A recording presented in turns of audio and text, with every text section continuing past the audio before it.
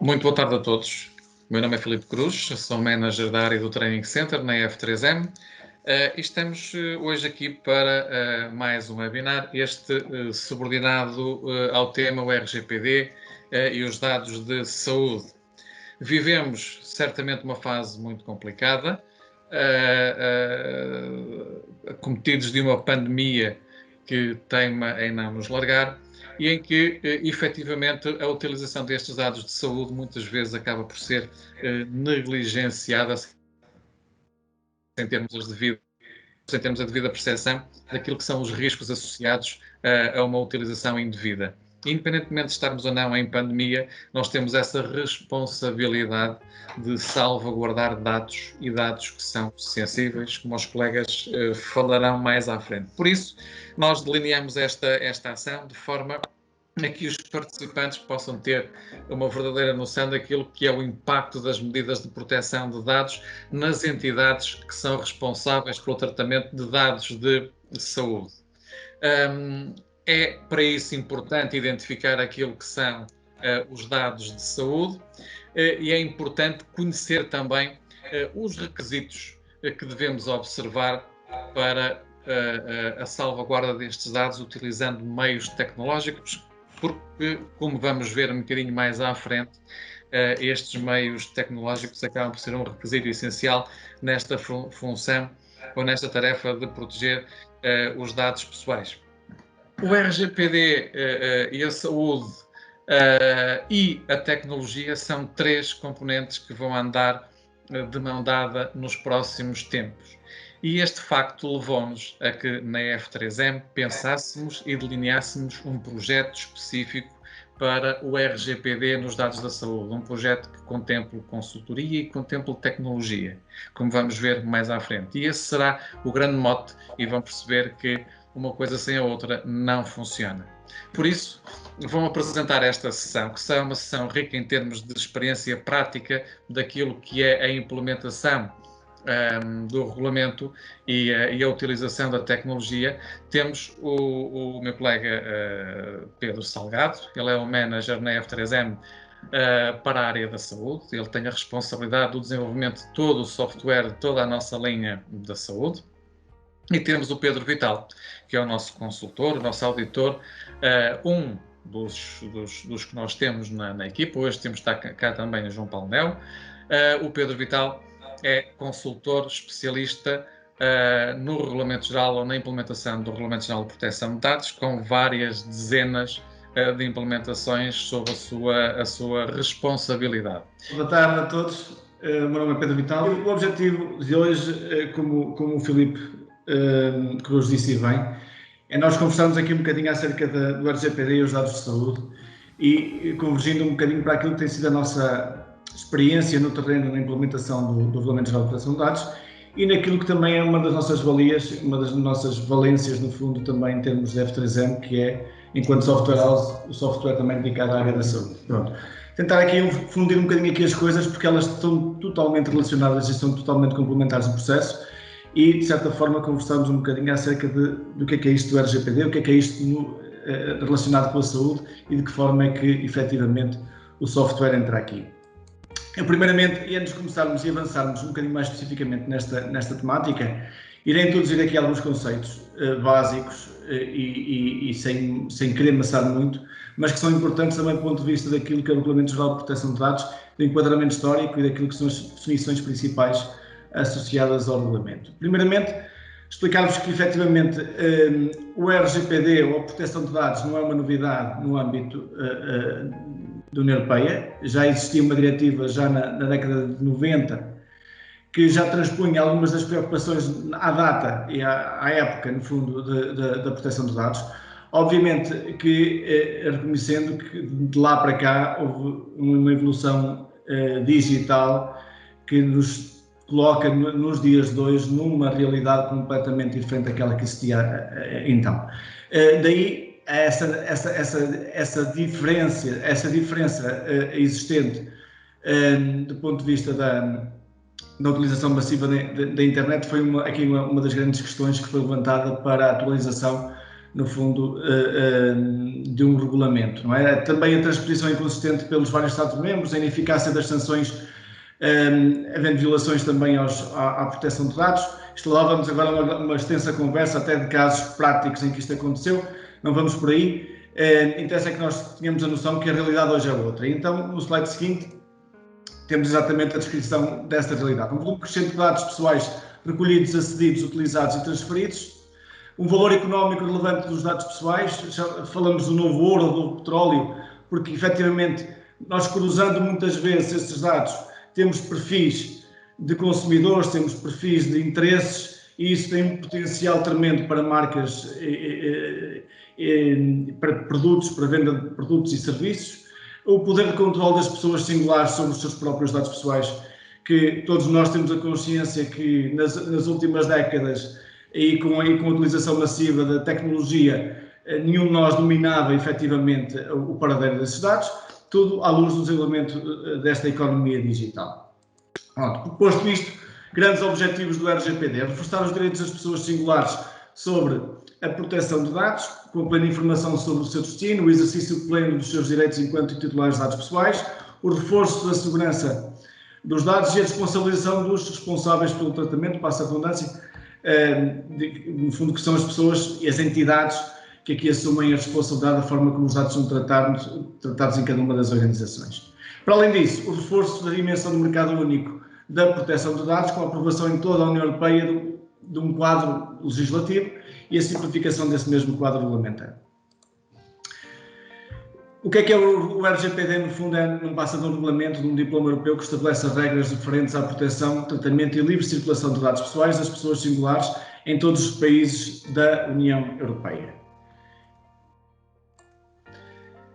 Uma das grandes questões que nos colocam, e esta é uma das primeiras interrogações, no fundo, que nos é colocada muitas vezes quando nós fazemos estas apresentações e quando tratamos também e trabalhamos a implementação do RGPD nas organizações, é então o que é isto de dados pessoais, o que é considerado dado pessoal e o que é que não é considerado dado pessoal.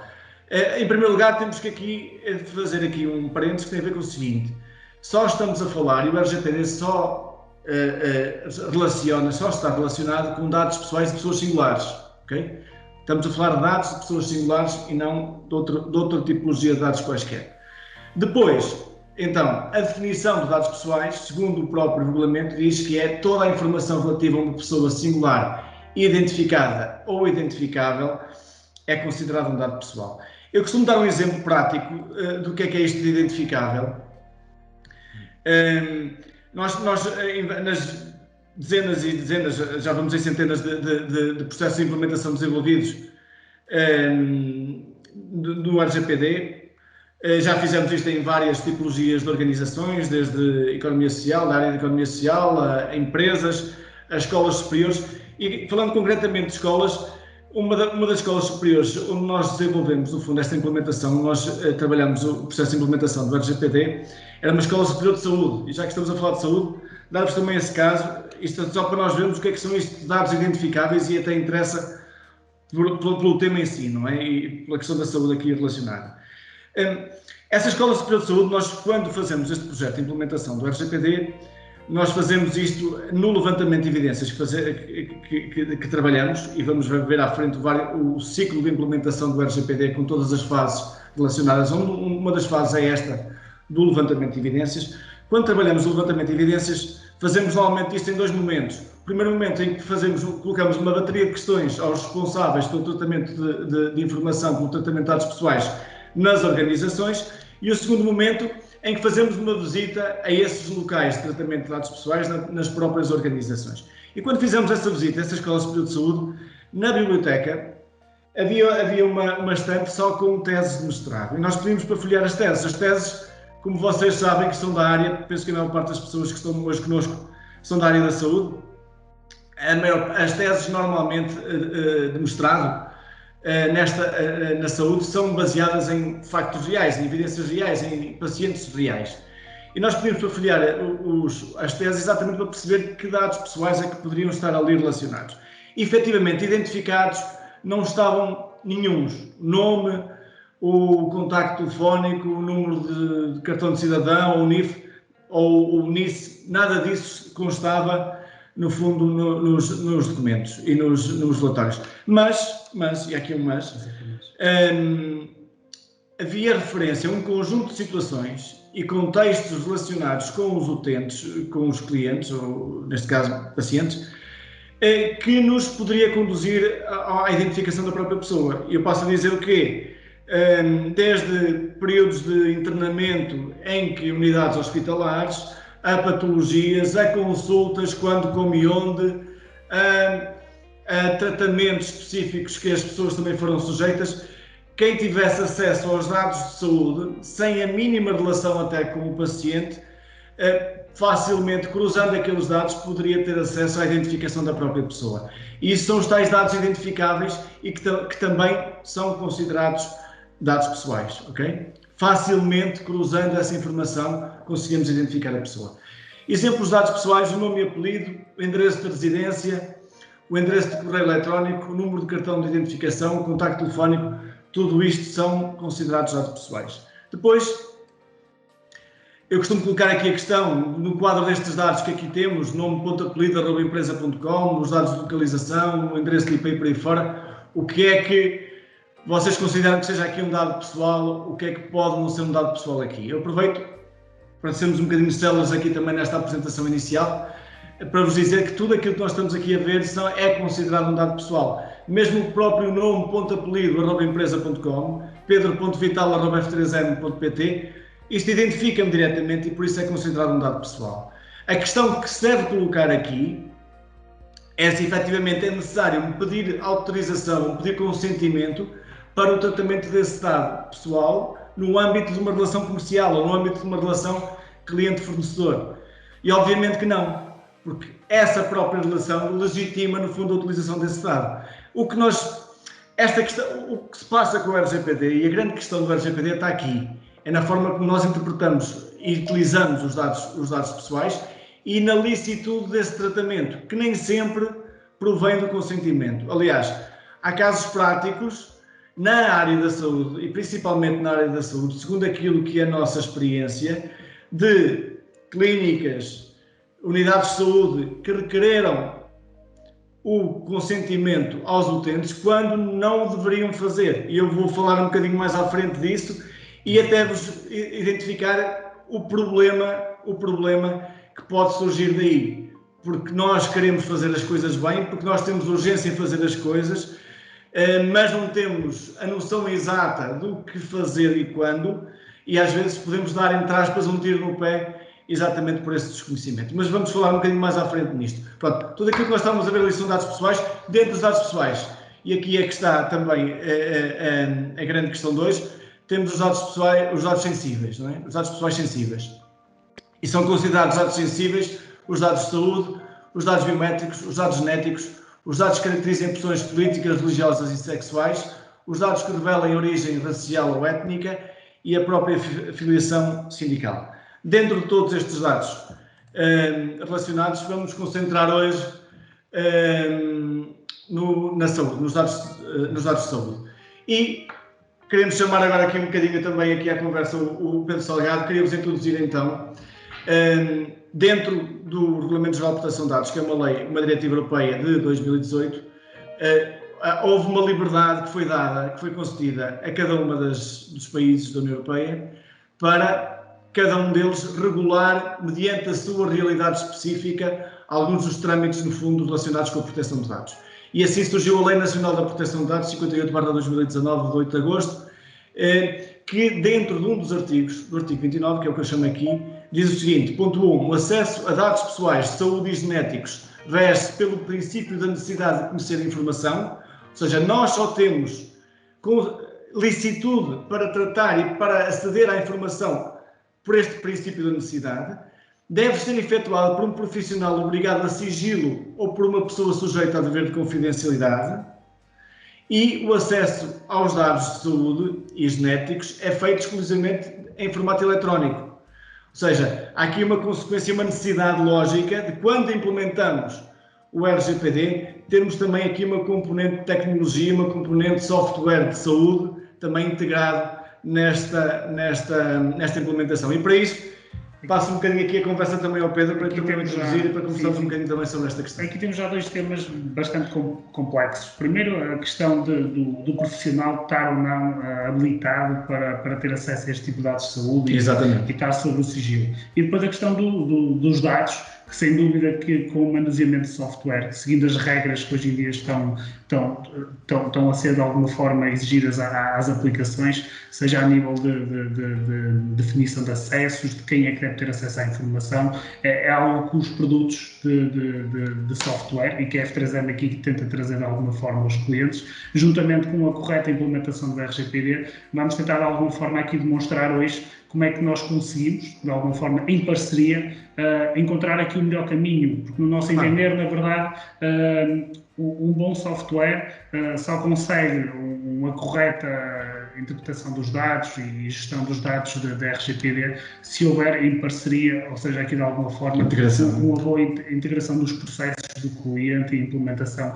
em parceria. E é aqui um bocadinho isso que hoje vamos tentar demonstrar aqui naquilo que é o processo de implementação da RGPD e software. Sim, e a tecnologia aqui traz uma vantagem óbvia, não é? Em termos de tudo aquilo que diz respeito à segregação, tudo aquilo que diz respeito à segurança dos dados, quer dizer que de outra forma todos nós reconhecemos que não teríamos, não é? É o que não temos, caso não avancemos desta forma também para os meios tecnológicos e para softwares dedicados no fundo à área da saúde.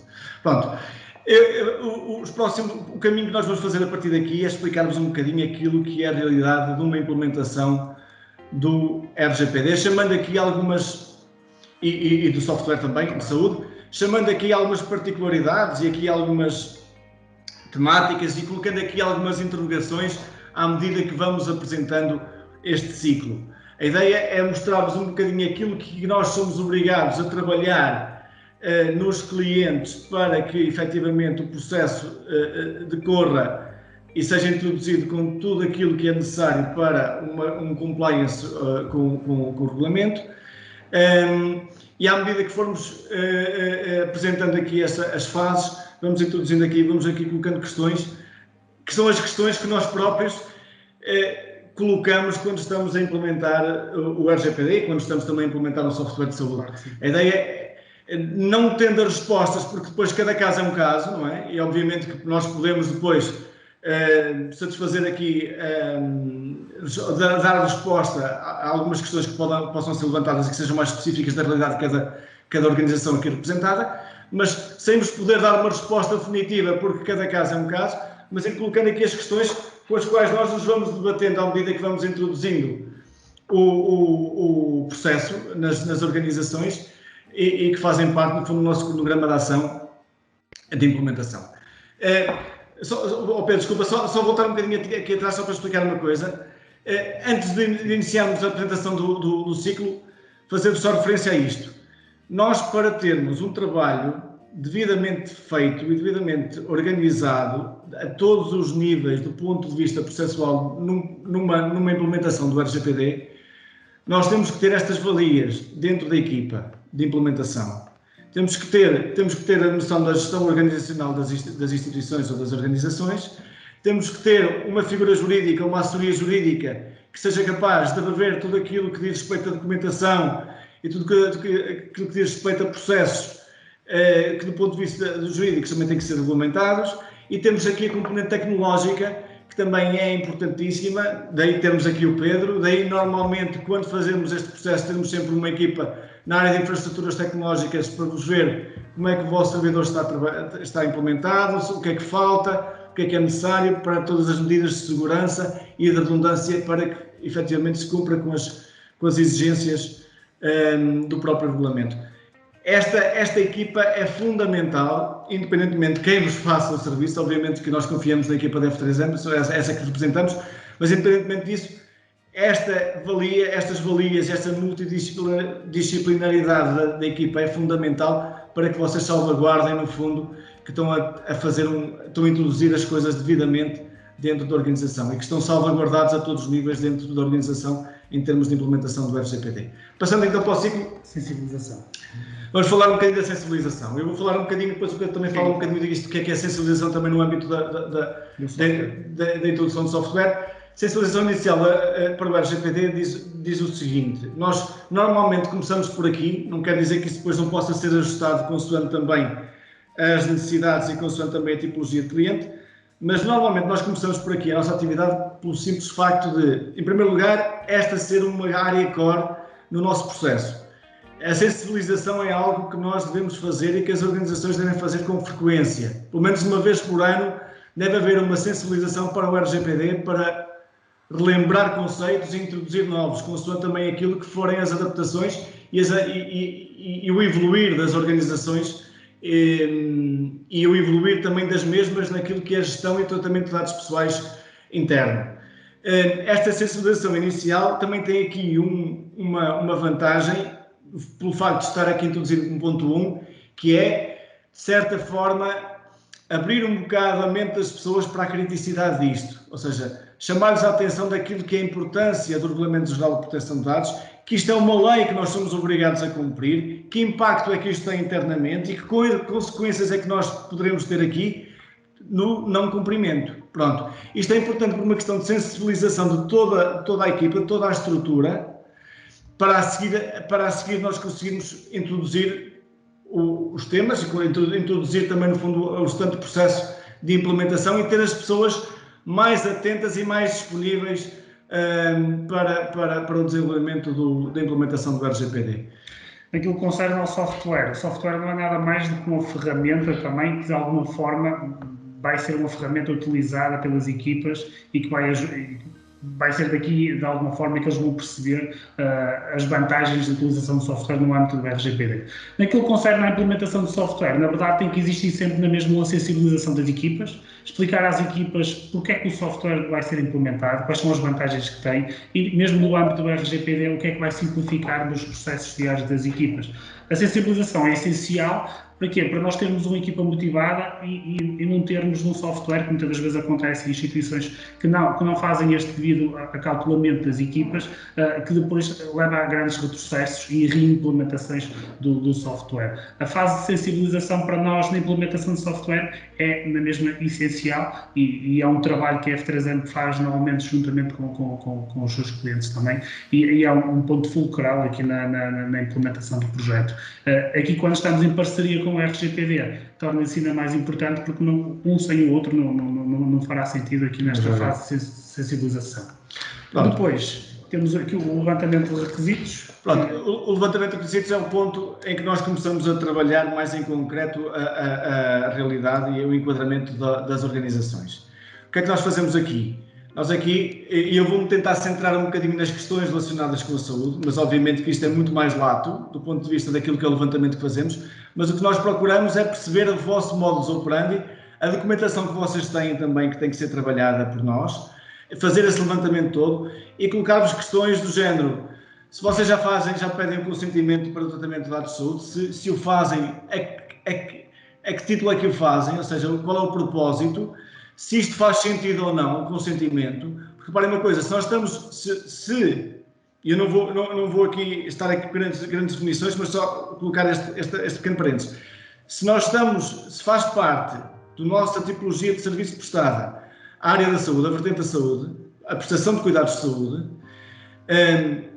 está inerente à tipologia de serviço que nós prestamos, faz sentido nós queremos consentimento para o tratamento quando existe um contrato, por exemplo, de prestação de serviços que já legitima, no fundo, tudo aquilo que diz respeito ao serviço em si.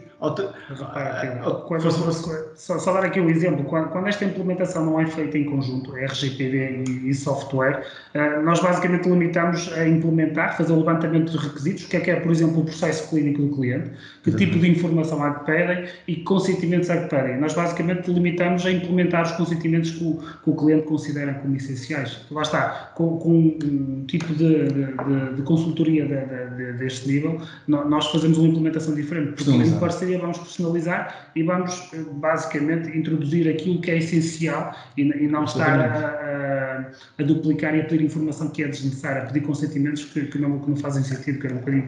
Absolutamente, e este trabalho funciona muito bem em paralelo, obviamente, não é? Mas aqui a grande questão que nós colocamos sempre, do ponto de vista do levantamento de evidências e de requisitos na vertente do RGPD, é efetivamente estas questões todas são levantadas. O consentimento faz sentido?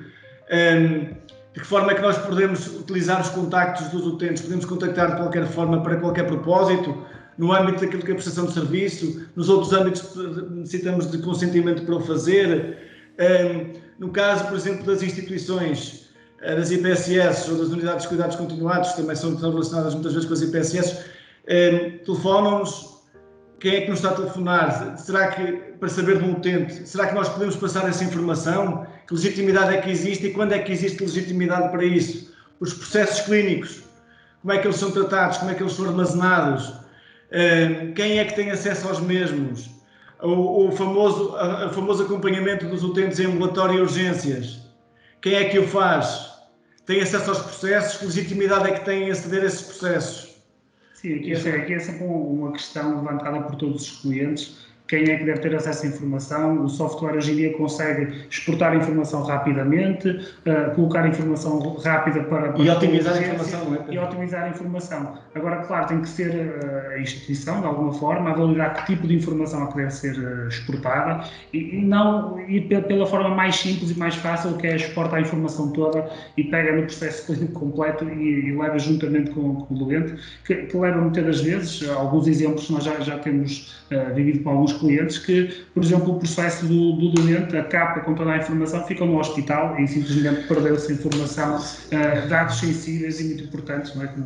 Sim, esta experiência que nós temos também no terreno, não é? Nós já lidamos com inúmeras situações bastante problemáticas, não é? De perda de informação sensível, e isto é bastante grave, não é? E nós temos que ter a consciência de como é que nós trabalhamos estes procedimentos e estamos a trabalhar de uma forma segura. E o que é que nós podemos aqui fazer ao máximo para salvaguardar, no fundo, em primeiro lugar, os dados que nos são confiados, que são dos utentes, e neste caso salvaguardar também o utente no meio disto tudo, mas também salvaguardar a organização, porque ao fim e ao cabo também o que está aqui em causa são as organizações que nós representamos. Obviamente que isto tem contextos, e por isso é que não há aqui uma resposta lá para isso, não há aqui uma resposta direta, que não se pode dar, porque isto tem uma contextualização que é absolutamente necessária para nós obtermos a resposta. Mas a verdade é que, mediante esses contextos, nós temos que ver de que forma é que nós podemos agilizar ou orientar as coisas para estarmos em conformidade com o próprio regulamento, ok? Sim, obviamente o contexto, muitas das vezes, nós conhecemos muito bem a realidade dos nossos clientes e estamos a falar de instituições, muitas das vezes não temos profissionais de saúde a toda a hora para poder exportar essa informação e trabalhar essa informação. Muitas vezes ela é trabalhada por pessoal que não é diretamente relacionado com o setor da saúde, mas isto tem que estar muito bem definido. Absolutamente. E saber exatamente que informação é que... Pedro, tu introduziste agora uma questão que é importantíssima, não é? Obviamente que há uma diferença brutal entre aquilo que é uma instituição que tem 24/7 um técnico de saúde que está pronto para o acompanhamento, está pronto para a prestação de cuidados, está pronto para tudo, e outra coisa são as instituições, as organizações que não têm. Isto faz uma diferença brutal naquilo que é a nossa forma de operar e de organizar as coisas e de legitimar, no fundo, esse acesso. Agora, a questão que se coloca é, o que é que nós, imaginemos, nós não temos essas equipas permanentemente, ok? Temos que partir do princípio que se não temos, tem que haver aqui auxiliares que têm que entrar, no fundo, para prestar esse tipo de acompanhamento. Ok, se têm que entrar e que têm que prestar esse tipo de acompanhamento, que salvaguardas é que a organização tem que ter e que conhecimento e que dever de informação é que a organização deve dar a essas pessoas, a esses auxiliares, para que ela própria esteja salvaguardada também, do ponto de vista do RGPD. Esta é a grande questão que se coloca aqui. Sim, e é uma grande questão e que o software também aqui ajuda de alguma forma. Primeiro na definição dos acessos, quem tem, quem não tem, e está claramente definido. Os níveis de permissão de acesso, absolutamente importantíssimo. E depois também o log de quem consulta, quem chega a essa informação e por que motivos é que de alguma forma chegou a essa informação. E isto para quê? Para salvaguardar a instituição de quanto é que essa informação foi consultada. E porquê? E porquê, exatamente. E termos sempre referências do porquê, porque é que chegaram a essa informação. E acho que daqui, sem dúvida, e daqui percebe-se rapidamente que esta questão do levantamento de requisitos, perceber como é que é a instituição e todos os seus processos, para nós é essencial uma correta implementação do RGPD e do software. Depois temos a seguir a análise documental, certo, Pedro? Sim, a análise documental no fundo, nós depois fazemos este levantamento exaustivo, não é? Este levantamento e visitarmos, como eu dizia há pouco, também temos essa componente, visitarmos também os locais de tratamento de dados pessoais. Nós, neste momento, requeremos toda a documentação às entidades, às organizações de clientes. Requeremos toda a documentação que existe, desde as políticas de privacidade que possam existir ou não, os regulamentos internos, os contratos de trabalho, os contratos de prestação de serviços, os contratos de prestação de serviços com terceiros também que prestam serviço à instituição, desde as terapias da fala, aos psicólogos e por aí fora. Tudo aquilo que é documentação, no fundo, que existe e que nós levantamos para juridicamente a tratar e vermos de que forma é que nós a podemos converter em algo compliance com o regulamento. O que acontece normalmente... Há aqui um ponto essencial na documentação que é usada, na implementação do software, quando estamos a falar de processos clínicos essencialmente, sempre com muita informação sensível, e que normalmente é implementado e ajustado no software à medida daquilo que o cliente nos vai pedindo. Mas com esta análise feita pela equipa da RGPD, acho que vamos com outra segurança fazer a implementação deste tipo de dados, e lá está, estamos a alinhar as equipas também para recolher a informação essencial e aquela que realmente faz sentido. Um dos princípios inerentes também ao processo de implementação do RGPD é o princípio da minimização, não é? Que é uma coisa que vai um bocadinho contra a natura a nós próprios. Normalmente nós pedimos os dados todos, temos tendência a isso e depois vemos o que é necessário. Efetivamente, o regulamento diz o contrário, não é? Diz que nós temos que cumprir com a minimização e só aqueles dados absolutamente e estritamente necessários é que nós podemos requerer para a implementação, para no fundo, o compliance com o regulamento. Pronto. Vamos ver aqui um bocadinho o relatório preliminar. Depois da documentação levantada, depois de toda essa documentação trabalhada, neste caso ainda não trabalhada, mas levantada do ponto de vista jurídico, analisando essa documentação, analisando os procedimentos também que entretanto foram levantados quando do levantamento de evidências ou de requisitos, concentramos aqui no relatório preliminar uma primeira análise e um primeiro feedback, no fundo, ao nosso cliente do que é que nós achamos que deve ser e como é que deve ser alterados os processos, introduzida a nova documentação na organização para, no fundo, convergirmos para o compliance. Nós dizemos aqui que isto é um relatório preliminar porque, efetivamente, falta-nos o outro lado, ou seja, isto não pode ser uma coisa estanque. Nós, quando apresentamos isto primeiramente ao cliente, isto não pode ser uma coisa estanque, tem que ser uma coisa que exigirá sempre, exigiu sempre uma bidirecionalidade aqui em termos de conversação, em termos de elementos relacionados e para que nós saibamos o resultado final. Obviamente que temos que ouvir o cliente na medida daquilo que nós apresentamos e daquilo que ele acha que é mais adequado para convergir, no fundo, para o compliance. Nós apontamos o caminho, mas normalmente o que eu digo é, nós apontamos o caminho, mas o que sabemos é o objetivo, é a meta. Provavelmente o caminho, se em vez de pela esquerda formos pela direita, vamos lá chegar na mesma. Quem nos vai dizer se efetivamente o caminho talhado é o mais correto é o cliente. E vai-nos dizer, e muitas vezes diz-nos o contrário, não vamos por aí, vamos por acolá, porque efetivamente assim as coisas tornam-se mais fáceis do ponto de vista da introdução e da implementação interna. Este relatório preliminar, em termos de implementação de software, para nós é a primeira proposta de implementação que é apresentada ao cliente, ou seja, de alguma forma vai estar neste relatório claro aquilo que ficou definido em termos de implementação, seja de processo clínico, seja de outras áreas do sistema, e de alguma forma, como o Pedro disse bem, é um relatório que é feito em parceria quase com o cliente, ou seja, é uma primeira versão F3M, mas que depois de alguma forma é uma proposta que terá de ser aprovada pelo cliente e daí sim depois avançar para a criação da documentação de compliance, no caso da RGPD, e iniciação da implementação do produto de software. Exatamente, pronto. E aqui é a fase em que depois de nós recolhermos esse feedback da parte do cliente, trabalhamos toda a documentação, desde os documentos finais relacionados com a assessoria jurídica, a revisão de toda a documentação, a incrementação da documentação. Existem sempre novos documentos que são introduzidos. Aliás, existem áreas que muitas vezes as organizações não estão minimamente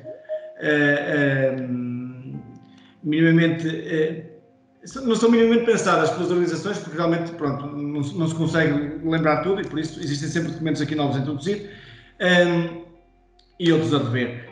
Para além disso, o relatório final, onde são introduzidos os procedimentos finais do fundo que foram acordados com o cliente. E é isso que nós... Deixa-me só dar aqui uma nota que são procedimentos essenciais para uma boa implementação de software. O software depois vai entrar, quando entrar no dia-a-dia, vai-se perceber se os procedimentos não estiverem bem definidos, vamos ter problemas, vamos ter que rever esta documentação e muitas das vezes ajustar, mas isso faz parte da implementação deste processo. Mas sim, para nós é essencial isto. Sim, e esta documentação, que depois é vertida final do ponto de vista do RGPD, é também ela própria depois utilizada e transportada para a realidade de software, para que de certa forma se otimize no fundo aqueles processos e automatize no fundo tudo aquilo que são os compliance os consentimentos e por aí fora. Depois temos aqui a fase da formação, não é, Pedro? Sim, esta formação é uma formação que nós falamos como formação final, enquanto a outra é uma sensibilização inicial. Aqui já estamos a falar de uma formação final e aqui o grande foco é nós dirigirmos esta formação, normalmente para os quadros responsáveis que estão mais relacionados com o tratamento de dados pessoais nas organizações. E o objetivo aqui é transpor-lhes tudo aquilo que foi o resultado final do processo de implementação, com a documentação nova que vai ter que ser introduzida nas várias unidades, nas várias áreas, desde os recursos humanos às outras áreas que lidam com dados pessoais, desde a documentação aos procedimentos também que são propostos a serem introduzidos para realmente estarmos em consonância com o Regulamento Geral de Proteção de Dados. É isso que nós aqui espelhamos, algo muito mais orientado e muito mais específico para a realidade da organização, também já com o conhecimento e com o know-how todo aferido, entretanto, à medida que o processo foi decorrendo, do que inicialmente, que é uma sensibilização que é muito mais teórica do ponto de vista daquilo que é o Regulamento Geral de Proteção de Dados. Em termos de software é tudo muito idêntico ao que o Pedro foi falando, mas de alguma forma nós orientamos mais a formação nesta fase àquilo que são os key users ou os utilizadores responsáveis do produto e os responsáveis de cada setor, para verificar se realmente a aprendizagem que fomos fazendo ao longo do processo está realmente refletida no software e pronta a entrar na fase seguinte, que é a fase de implementação. A implementação aqui decorre após, no fundo, nós entregarmos toda esta documentação, entregarmos todos estes procedimentos, inicia-se o processo de implementação efetivo, não é? As organizações pegam em tudo aquilo que foi transportado do ponto de vista do processo de implementação, tudo aquilo que verteu o processo de implementação e começam a introduzir isso no seu dia-a-dia. Isto, nós trabalhamos também em conjunto com o cliente nesta fase e é importantíssimo que o façamos porque, efetivamente, aqui o acompanhamento é vital, não é?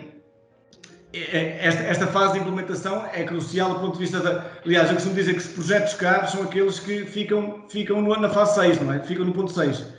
São aqueles que depois não têm consequência e não têm esta implementação também aqui, ou que, de certa forma, ficam pendurados porque, de alguma forma, não houve este apoio, este acompanhamento. Eu costumo dizer que aqui é essencial, efetivamente, esse acompanhamento para que as coisas decorram da melhor forma e que seja, efetivamente, implementado tudo aquilo que foi talhado no processo de desenvolvimento da documentação. E até com um bom projeto nesta fase vai ter consequências de certeza. Vamos ter os utilizadores a questionar porque é que foi definido assim, porque é que foi definido de outra forma. Exatamente. É a fase em que nós, juntamente com o cliente, com os key users, os gestores, os responsáveis do projeto, vamos realmente aferir se aquilo que definimos até esta fase faz sentido e aqui o acompanhamento tem que ser constante, da F3M, seja a nível da RGPD, seja a nível de software, para garantir de alguma forma que todo o esforço e o trabalho que se fez até então está de acordo com aquilo que é entendido. É normal e nem sempre vai ser perfeita esta implementação, vai ser sempre preciso redefinir, reajustar e este é um processo que depois está em constante evolução, ou seja, estamos constantemente a alterar e a ajustar o processo. E o normal é existir mesmo essa dinâmica, ou seja, nada fica totalmente fechado, nada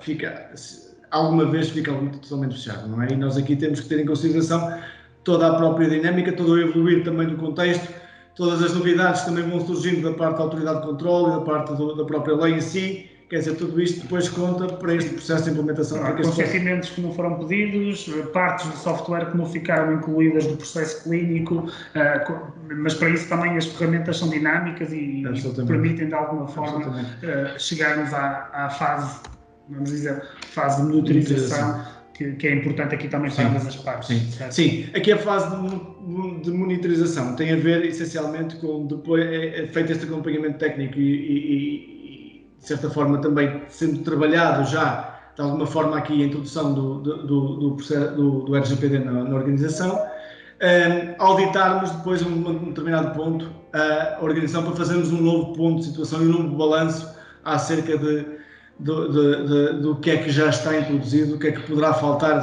introduzir para que efetivamente haja aqui uma tendência para o compliance e para que cheguemos lá, não é? Para que... em termos de software, nós temos que continuar a monitorizar sempre os nossos clientes, a evolução e aquilo que a legislação vai impactar, aquilo que vai sendo alterado no próprio software, e para nós F3M também esta monitorização essencial para que percebamos onde é que vamos investir no software, que novas funcionalidades vamos fazer, que processos devem ser alterados, porque os processos nós vamos reconhecendo dos nossos clientes e a experiência vai-nos dizendo que parte deles são idênticos, outros serão diferentes, mas de alguma forma nós temos que fazer o produto o mais eclético possível para conseguir chegar a diferentes clientes, a diferentes realidades. Claro que nunca tendo uma resposta exata àquilo que é a realidade da instituição, tem que haver também uma capacidade entre a instituição a adaptar-se aos processos, e aqui seja o processo de RGPD, seja o processo de software, é um processo iterativo e de crescimento das próprias instituições. Acho que é um bocadinho por aqui. Eu quando estava a colocar há poucas questões, há aqui então, do ponto de vista da saúde, há aqui muita coisa que efetivamente está relacionada com esse processo e com esse levantamento de requisitos e que é importante nós nos lembrarmos. Eu tinha falado de consentimento para o tratamento de dados de saúde, devemos pedir autorização para o tratamento de dados de saúde, pedindo consentimento, caso o mesmo seja negado, o que fazemos. Isto foi partilhar convosco. Nós tivemos casos, o 25 de maio de 2018 foi aqui um boom em termos de necessidade e premência na implementação do RGPD e todos nós nos recordamos certamente da ansiedade que houve na altura por causa da questão do RGPD e que íamos ser multados e pronto, houve aqui muita pressão na altura, até pelos mídias, não é? Que foi colocada.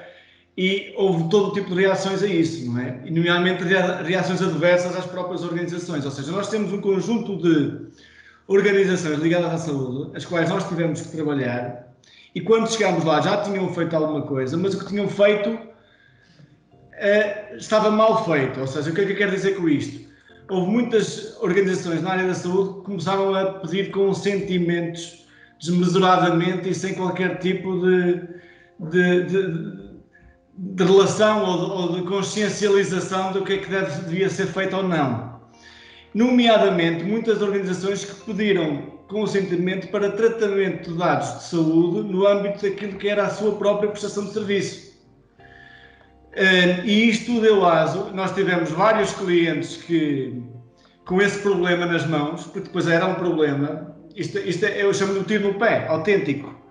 Porquê? Porque efetivamente a partir do momento que nós pedimos, e reparem só, houve clientes nossos que na altura pediram autorização e houve utentes que não lhes disseram que não davam autorização. Mesmo sendo para o bem dele. É que eles não podem, o impressionante disto é que eles não podem deixar de prestar o cuidado de saúde. Claro. Ou seja, tiveram ali um problema muito grande, porquê? Por desconhecimento da própria lei. E por desconhecimento da forma como a lei deve ser aplicada, porque se nós estamos a prestar um serviço na área da saúde, nós não temos que requerer consentimento para a prestação daquele serviço, porque é lógico e está inerente ao processo e está inerente à própria prestação que para aquela prestação nós necessitamos daqueles dados. É perfeitamente lícito, no âmbito da prestação daquele serviço, nós temos acesso àqueles dados de saúde. Não o vamos pedir. Então, imagina a complexidade que é instalar software num cliente que não tem esta clareza, ou seja, que não teve esta formação e que não sabe exatamente o que é que deve fazer e como não deve fazer neste tipo de situações. E depois o software não consegue dar resposta a tudo isso. Quando se fala de software, também é a questão dos níveis de permissão de acesso. A questão dos auxiliares terem acesso ao software, dos médicos terem acesso ao software, dos enfermeiros terem acesso ao software. Que níveis de permissão de acesso é que devem ser atribuídos a cada um deles? Isto são tudo coisas que são bastante pertinentes e que certamente, Pedro, tu trabalhas diariamente com isso, não é? E que muitas vezes não sabes dar uma resposta porque também não estás tão vocacionado para essa área, mas que é premente nós trabalharmos isto desde o início para não cometermos também erros consecutivos logo à cabeça, não é? Porque é isto que muitas vezes acontece. A experiência diz-nos que o cliente já tem o regulamento implementado e de alguma forma esclarecido, não é? É muito mais simples a implementação de software, ou seja, os procedimentos estão sedimentados, a forma de implementar o software é muito mais clara. Já sabe o que é que quer. Já sabe o que é que quer. A questão está aí, não é? Que muitas das vezes o cliente está à espera que o software dê essa resposta, mas o software não tem que dar essa resposta ao cliente. Absolutamente. O software tem que permitir, no fundo, essas configurações. Exatamente. Que é isso que o software faz. Aliás, software, e nós estivemos a falar sobre isso, já permite um conjunto de configurações e vai ao encontro de todas as necessidades tecnológicas, no fundo, que são exigidas, nomeadamente os níveis de permissão de acesso, nomeadamente as políticas de passwords, tudo aquilo que está derivado também. Tudo isso e que é exigido de alguma forma pelos reguladores, os softwares hoje já têm que ter esse tipo de resposta. E isso sim, nós acompanhamos o que é a legislação e aquilo que está diretamente relacionado com o software, nós tentamos manter sempre o software naquilo que é a legislação mais recente. Há vários casos de clínicas que neste momento estão a ser pressionadas e que estão a perder os acordos, e isto é factual, quer com os grandes grupos de saúde, quer com as seguradoras. Neste momento estão a exigir, já não é uma questão de pedirem, já não é, estão a deixar cair contratos com clínicas, exatamente porque não apresentam, não estão em compliance com o RGPD. E agora que a pandemia estamos nesta fase pandémica e que está tudo virado para a pandemia, podemos pensar que eles vão baixar a guarda, mas não, pelo contrário. Estão agora nesta fase de começarem a exigir isto às suas parcerias e, portanto, às clínicas com quem trabalham, ou têm ou o acordo cai. A Manuela concluiu-se, sem dúvida, da forma mais completa. É verdade que isso está a acontecer. Isto pode acontecer também nas instituições, nas IPSS, porque elas também têm acordos com seguradoras, mesmo com as próprias ARS, e por mais que cada vez vão ser mais exigentes. Mesmo dentro dos cuidados continuados, às vezes temos utentes de seguradoras, ou seja, e tudo isto vai ser levantado e vai ser questionado, ou seja, de alguma forma a exigência vai ser cada vez maior e o compliance com esta legislação é essencial para se conseguir, de alguma forma, manter o serviço em funcionamento. Esta questão da Manuela é bastante pertinente e bastante importante aqui, e até é importante nós falarmos um bocadinho sobre isso e contextualizarmos aqui algumas coisas sobre isso. Nomeadamente o seguinte, nós tivemos processos, já agora, adiante em relação a estas questões dos sistemas de saúde, das seguradoras e por aí fora, nós tivemos processos de clínicas que, inclusivamente, nos contactaram porquê? Porque tinham sido contactadas por estes parceiros, tinham assinado por baixo os compliance que eles tinham requerido, sem sequer perceber se efetivamente cumpriam ou não o que estava lá escrito, e depois vieram-nos bater à porta, muito aflitos, para olhar para aqueles processos todos, para que eles próprios tinham assinado de compromisso, para nós os ajudarmos a cumprir com aquilo. Isto é daquelas coisas que não faz sentido nenhum, ou seja, isto é andar para trás em vez de andar para a frente. E é importante que as organizações, as unidades de saúde, tomem as devidas providências e se acautelem previamente e não posteriormente, porque depois o mal já está feito, ou de certa forma o compromisso já está assumido, sem nós sabermos ao certo, porque, reparem uma coisa, muitas vezes a questão qual é? A questão é, se nós não cumprimos, se nós dizemos que não estamos a cumprir, não assinamos ali por baixo, estamos no fundo a demarcar-nos de algo que é bastante importante para a nossa sobrevivência, muitas vezes. Para a sobrevivência das instituições, das clínicas, das organizações na área da saúde. E isto, muitas vezes, as instituições olham para aquilo e dizem, não, nós temos que responder que sim, porque não temos outra forma, porque senão deixamos de sobreviver. Mas, quando respondem que sim, assinam por baixo, estão a fazer uma coisa muito complicada depois de gerir, que é, no fundo, estão a assumir um compromisso, um modus operandi, no fundo, que está lá detalhado, e que depois, de alguma forma, vão ter que cumprir com aquilo. E isto torna-se muito mais penoso e muito mais custoso, não é? Deixa-me só acrescentar que isto não é só para as unidades de saúde. Na verdade, estão aqui muitas instituições hoje que não são unidades de saúde, mas que tratam dados de saúde e dados sensíveis. Quase todas elas têm um processo clínico, seja ele eletrónico ou manual, com informação com dados sensíveis. E tem parcerias. E tem parcerias, tem acordos com a Segurança Social, tem acordos com uma série de instituições que das para amanhã vão pedir exatamente este compliance e de alguma forma estamos todos a assinar por baixo que temos essa informação em compliance neste momento. E muitas das instituições provavelmente ainda não tiveram esta preocupação e é uma preocupação que tem que estar no dia-a-dia das instituições. Absolutamente, porque reparem uma coisa, há aqui uma coisa que também é importante nós esclarecermos, é que vêm-nos pedir o compliance e pedem-nos o compliance normalmente de uma determinada forma, que é a forma como o próprio parceiro, o próprio sistema de saúde acha mais correta, não é? Entrega-nos um documento para nós assinarmos. Mas nós podemos cumprir o RGPD sem ser naquela fórmula, ou seja, nós podemos cumprir o RGPD à nossa maneira e dizer-lhes, senhores, nós não vamos assinar isso porque não é o nosso processo, mas nós temos outro válido e vamos apresentar-vos por A mais B que estamos em cumprimento e assim adequado àquilo que é a nossa realidade. Nós temos a hipótese neste momento de fazer isso. É preferível fazer isso agora do que depois acontecer este tipo de coisas que está a acontecer muito frequentemente neste momento no mercado. E é isso eu dou esta alerta porque eu acho que é importantíssimo dá-lo, não é? Passar-vos essa informação. Pronto, falando um bocadinho aquilo que é F3M, nós já falámos um bocadinho de todo este processo de implementação da RGPD e como é que a F3M trabalha este processo. Apenas para quem não nos conhece tanto no setor da saúde, e estão aqui muitas instituições que conhecem muito bem a nossa linha para as IPSS, mas aqui demonstrar só rapidamente aquilo que é a nossa linha de produtos hoje para a área da saúde, que é uma linha bastante completa. Nós vamos desde uma gestão completa hospitalar, gestão do bloco operatório, farmácia, processo clínico, internamento, clínicas, ou seja, hoje em dia a F3M tem uma linha completa que dá resposta aos principais mercados daquilo que é o setor da saúde. Sim, e às exigências do próprio RGPD. Exatamente. Depois temos também uma linha mobile que estamos a lançar, uma linha associada a pensar essencialmente naquilo que são os profissionais de saúde e na utilização de dados. E aqui a utilização dos dados pelos profissionais de saúde no telemóvel traz-nos aqui outro nível de exigência naquilo que é a proteção dos dados, informação que está na cloud, que nos vai trazer aqui grandes desafios, ok? São soluções que de alguma forma também fazem com que as instituições ganhem muito tempo.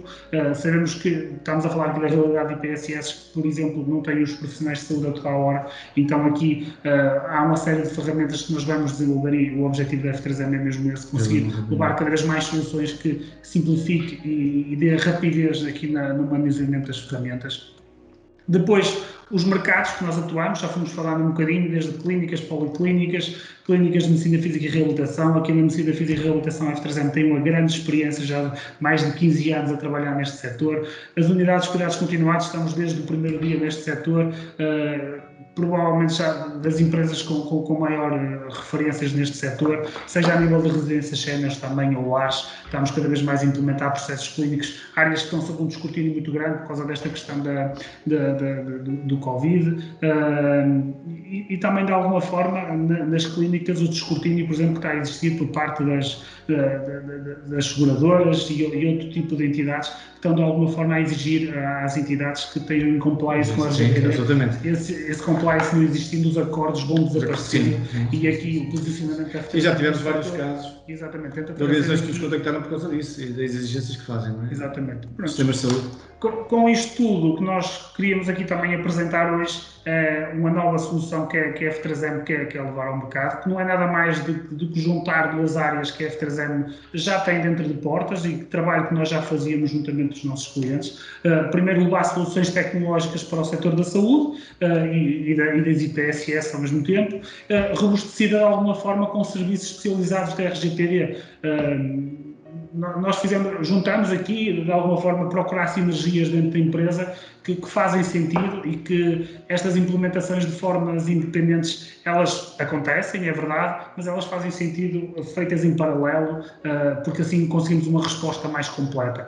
Para que isto aconteça, a F3M procura aqui criar um novo produto e estamos a lançar ao mercado até 30, que estará disponível e válida esta solução até 31 de maio, com ofertas especiais até 3.000 euros de software. Softwares incluídos como, por exemplo, software de processo clínico, software importantíssimo para estas instituições. Tudo o que nós fomos falando, este é um dos pontos fulcrais, onde estão os dados, essencialmente os dados sensíveis dos nossos utentes. O software DPO que vai fazer toda a monitorização dos dados que é uma ferramenta essencial para o DPO de cada instituição. É uma ferramenta que depois vamos perceber que dá para fazer monitorização, agendamento de atividades, uma ferramenta muito completa, e ainda o nosso F3M Analytics, que hoje em dia permite, além de monitorização de dados de saúde, de dados demográficos dos nossos utentes, uma ferramenta muito boa para a gestão das instituições ou clínicas de saúde, dependendo do cenário que estivemos a falar. Isto estará sempre disponível na aquisição de software e serviços da RGPD. Acho que aqui é uma valia grande, caso as coisas possam decorrer ao mesmo tempo, não é? Portanto, e é isso que nós também estamos a incentivar um bocadinho aqui. Sim. Temos a consciência plena da assertividade que é e da otimização que é em termos de trabalho, em termos de processuais, do que é trabalharmos isto em conjunto, software e RGPD. Daí o facto de, acho que o incentivo fazer todo sentido neste aspecto. Vamos encerrar então a sessão. Antes de mais, agradecer a todos a presença e o tempo dedicado aqui à nossa apresentação. Agradecer aqui ao Pedro a parceria que fez aqui comigo. Obrigado, Pedro.